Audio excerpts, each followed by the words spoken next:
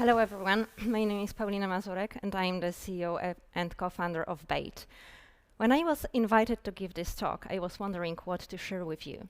Since my background is not in quantum physics, I will not dive deep into technical details, but instead I decided to share the story of BEIT with you and all the challenges we face given the circumstances and the whole environment we deal with. And I think that this might resonate with most, if not all, of the quantum software companies. So let me start with introducing BEIT. As I said, we are a quantum software company delivering software and working directly with hardware manufacturers. And it all started, the whole adventure started with one of my co-founders, Wojtek, ideas from 90s on how to fit hard problems into future quantum systems. Fast forward 20 years later, after spending years working for international tech giants like Motorola, like Google, Witek, Wojtek, and myself set up BEIT. We started from R&D team in Poland and then expanded to Canada and the US. And our main goal was to bring quantum advantage forward by several years by working directly and closely with hardware manufacturers, patent everything we have, and become the Qualcomm of quantum computing. Easier said than done. Back in 2017, when we started the whole adventure, there were the first small and pretty noisy NISQ systems available. We've been using this since then and witnessed progress. In the meantime, we noticed when fault-tolerant systems appeared, and we've been monitoring their development too. Still, two major issues remain. The first one being quantum systems still not big enough to handle problems of value for the industry. And the second one, growing classical computing capabilities are limiting the number of problems that you can solve with the quantum methods. So from the quantum company, like quantum software company perspective, this might be not the best spot to be in.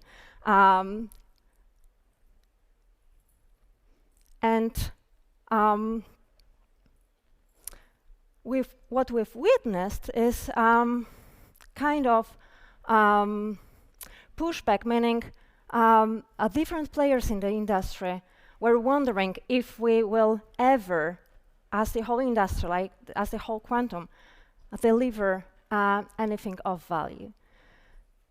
And what's really needed, and it was said many times over this conference, is the fuel, is the funding. And we heard a lot about government programs. We're beneficiaries of one of these, being the EIC Accelerator Grant, coming with the promise of the EIB actually matching the next fundraising, which is huge.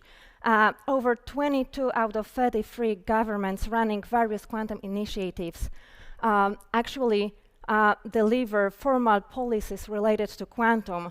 I heard the panel yesterday amongst some of the investors. I will not comment if this is good or bad, we'll see. The good thing is that something is happening to support quantum industry. It doesn't mean that quantum, like public grants for quantum solutions are easy to get. These are not, and so is the private funding. So some say that this is not quantum winter, this is just a bit cooler. But from the quantum software company perspective, the effect remains to be similar. Some also say that it doesn't make sense to invest in quantum software until the hardware is ready and delivers advantage. I beg to differ, and it was said also at the previous talk something similar, because the only thing which is important is hand-in-hand development. This will give us as the industry the potential to develop faster. And this will enable both of these areas, hardware and software, to influence each other and at the end bring a system closer to optimal, which we all count for. But on the top of the private and government investment, what we need is the investment from end users. And we heard a lot of positive stories about this type of cooperation. And this is really the right time for end users to invest in quantum technology, to understand the potential it might give and the advantage it will create for their particular businesses. And this will either give them the head start or at least keep them in line with the competition who already did this. And now, what's our role in the whole system? So first of all, how we influence and how we support future quantum customers. Indirectly, by working directly with hardware manufacturers at the lower layers of the quantum software stack, bringing their advantage with our software methods forward by several years. This is done, this is proven, patented, and waiting for the bigger systems. Directly, understanding the problem structure and delivering solutions like our Q2B solver, which will give the advantage, some advantage sooner, and will be of use for such companies. The side effect of this is really nice because in this way we are able to influence hardware manufacturers and share feedback requesting particular features, which we did cooperating with Honeywell when they implemented mid-circuit measurement in between our runs. For various reasons, we cannot have fully quantum solutions available from day one. What we can have is a smooth transition. So there are some steps in the problem solving, as Kristen mentioned, which will not benefit from quantum approach, like preprocessing.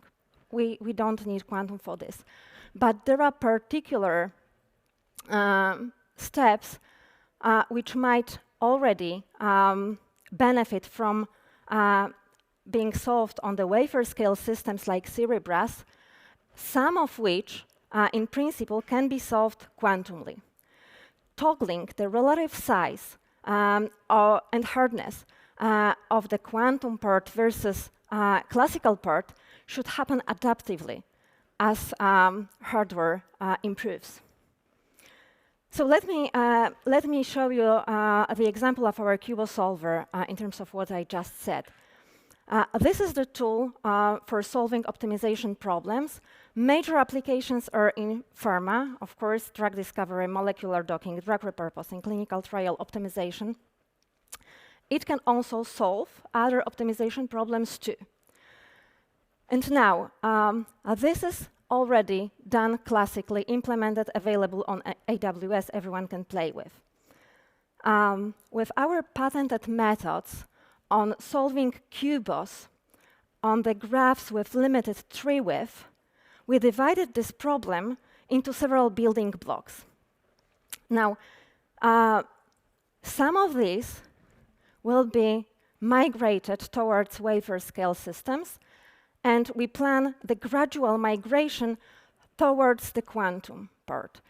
And now, some of these parts will be migrated sooner than potentially the whole solver itself.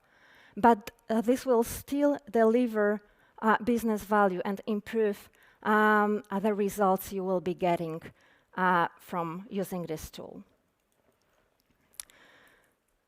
We all know that quantum only stands a chance when it delivers value and can beat classical solutions.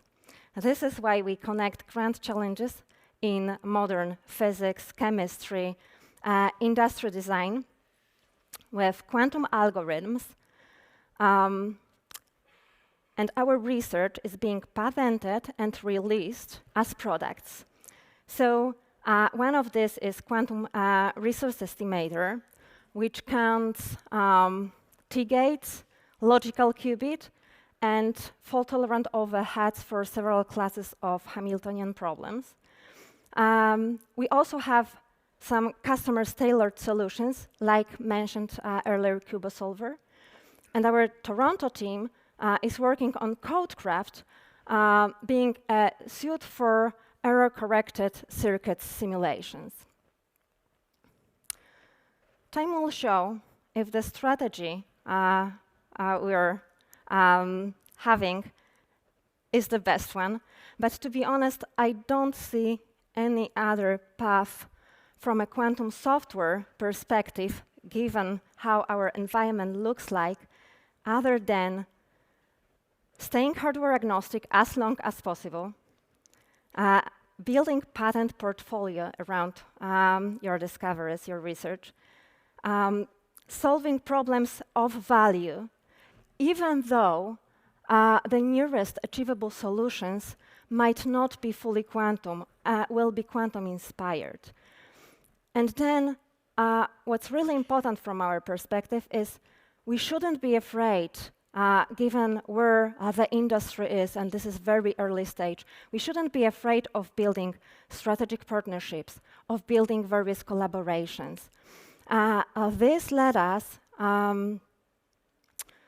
deliver world best results on 5 and 6 qubits unstructured search together with Honeywell, and 7-qubit unstructured search on IBM in collaboration with Australian Q-Control. So I think that